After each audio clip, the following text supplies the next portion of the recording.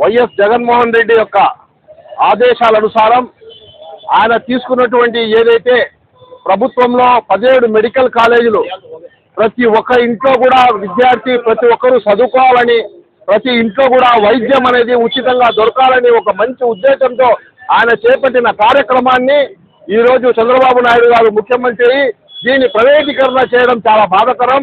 ఇది ఒక ఉద్యమంలాగా తీవ్రంగా రూపం దాల్చుకుంటుంది. తప్పకుండా ప్రజల్లో విపరీతమైన చైతన్యం, స్వచ్ఛందంగా ముందుకు వచ్చి మేము మీకు ముందున్నాం, మేము మీకు సహకరిస్తాం, మీరు వీటిని ఆపండి అని ప్రజలే ఈరోజు మా దగ్గరికి, మా నాయకుల దగ్గరికి వచ్చి ముందుకు వచ్చారు. 1 కోటి సంతకాల సేకరణ తర్వాత మేము 12వ తేదీ జరగబోయే పెద్ద ర్యాలీ కడపలో ఉంది.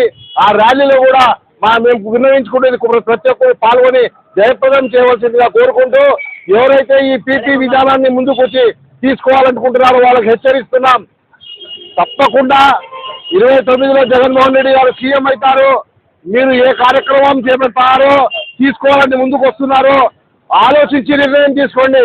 ఇది పేద బలహీన బడుగు వర్గాల జీవితాలకు సంబంధించింది, వారి బిడ్డల యొక్క ఆశయాలకు సంబంధించింది.